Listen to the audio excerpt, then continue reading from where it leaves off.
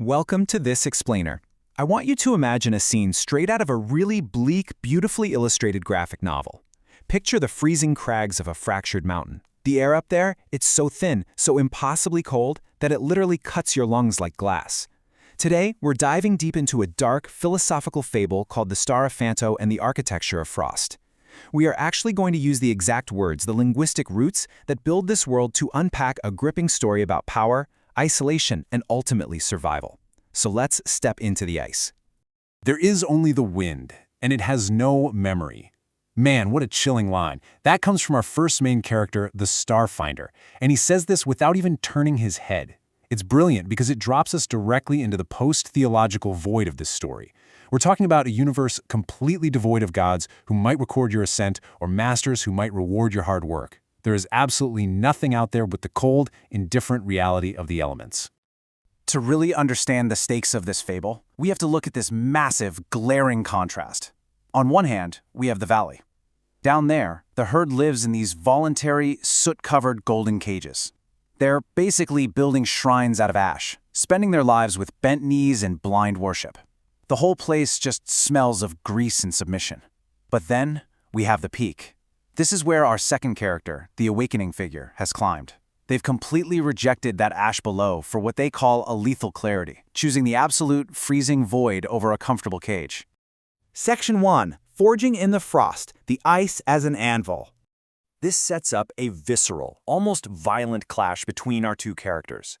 I absolutely love this metaphor from the awakening figure. The ice isn't a tomb, it is an anvil. I want a sky that demands I harden myself simply to look at it. Think about that. Instead of just freezing to death in this blue sepulcher, the awakening figure is an active, self-authoring ascetic. They're using that lethal frost to actively forge their will to power. It's almost like Siegfried shattering the anvil. The intense cold is literally peeling away the skin where the master seals used to be branded. It is the ultimate act of radical self-definition. Section 2. The Philology of Despair, deconstructing the myth. Okay, so to truly grasp the architecture of this Gothic fable, we have to dissect the very words that build it. It's fascinating because it shows how language itself rots when a kingdom decays. Starting at the beginning of our timeline, we have these Proto-Germanic roots, very hopeful, very functional origins. Moving into the Old High German era, these terms described heroic mythological navigators and life-affirming concepts. But then, we hit this heavy Nietzschean filter, a massive philosophical shift. And finally, we arrive at the fable's grim dark evolution, where these once noble, beautiful words have been completely twisted into a cold, perverted reality. To show you exactly how this corrosion happened, here's a quick overview of the three core concepts we're dissecting today: the Starfinder, the verdant spark, and terrifying freedom. If you look closely, you'll notice how the old High German origin for each and every concept was completely 180 degrees inverted by the time it reached its grim dark meaning. Let's break these down one by one because it's pretty mind-blowing. Section 3. Starfinder, the Cosmic Nomad. Let's zoom right in on our first archetype.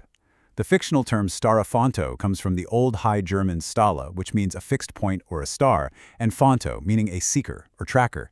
Now, originally, this was a mythological navigator, right? Someone who mapped safe boundaries for ancestral kings. But as that old kingdom rotted away, the prefix dissolved into the German word star, which means rigid, cold, and unmoving. So our noble navigator basically devolved into this isolated, post-theological cosmic nomad, just totally indifferent, watching fixed, dying suns 3 galaxies away.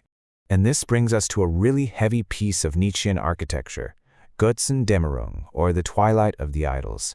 The Starfinder is the perfect manifestation of this concept. He represents the absolute death of old illusions. He tracks the void as an observer standing on the precipice, totally divorced from any sense of human empathy. He doesn't fear the void. To him, it's just this beautiful, completely unbothered reality. Section 4. The Cage of the Herd, the verdant spark. Now, what's really interesting here is seeing how a concept of life can actually turn against itself. Take Verdandi Spraha. It traces back to Verdun, meaning to become, and Spraha, which is a crackle or a flash of fire. Originally, this was this incredibly dynamic Norse concept of the present tense, a life-affirming spark of becoming. But, over centuries of captivity under the Old Kingdom, this beautiful spark became deeply, deeply corrupted. So instead of driving what Nietzsche called Selbstüberwindung, self-overcoming, this spark degenerated. Rather than acting as that internal, driving force fueling the self-authoring asceticism we saw with the awakening figure up on the ice, it turned into an uncontrolled, choking multiplication. It became a tool used entirely by the collective herd, effectively turning them into a spectral, captive phantom, desperate for nothing more than mere survival. The really crucial takeaway here is that this verdant spark basically transformed into a golden cage, or, as the parable goes, the golden vine that chokes the tree. Life is reduced to just bare, miserable survival. The herd is using their life force merely to bind themselves to a new master. And why? Because they are driven entirely by a sheer fear of the void. They suffer a complete loss of dynamic freedom. They are voluntarily locking themselves away just to avoid facing the terrifying truth of existence. Section 5. Terrifying Freedom and Dread. Which leads us to the ultimate staggering realization of this fable. The term die grausame Entbindung is formed from grausam, meaning causing horror, and entbinden, which means to untie or deliver from a contract. The horrific irony here? In ancient Germanic legal texts, entbinden was actually a celebratory term. It meant freeing a serf or clearing a debt. But here, in the context of this cosmic reset, the word regains this archaic, terrifying edge. This shift in language creates a really stark visual contrast. On the one hand, we have the old contract, that safety net of slave morality where you're protected but also defined by your masters. But on the other, the horrifying untying. Without that safety net, the prefix ent suddenly signifies a violent expulsion. You are quite literally thrust out into a space where there are no laws, no masters, and absolutely no gods to protect the fragile. Linguistically, this brings us straight to angst, or existential dread. This is the exact pivot point where slave morality goes into a full-blown panic. When you're stripped of all external definitions and forced into the vacuum of absolute self-responsibility, liberation isn't experienced as this joyful, happy release. No way. It is experienced as sheer, absolute terror, a truly horrific untying.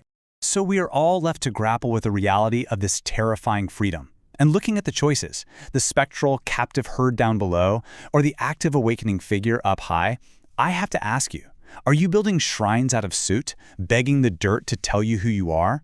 Or are you willing to freeze on the anvil of the peak, hardening yourself just to look at the sky? Think about it. Thanks for exploring this incredible fable with me today on This Explainer.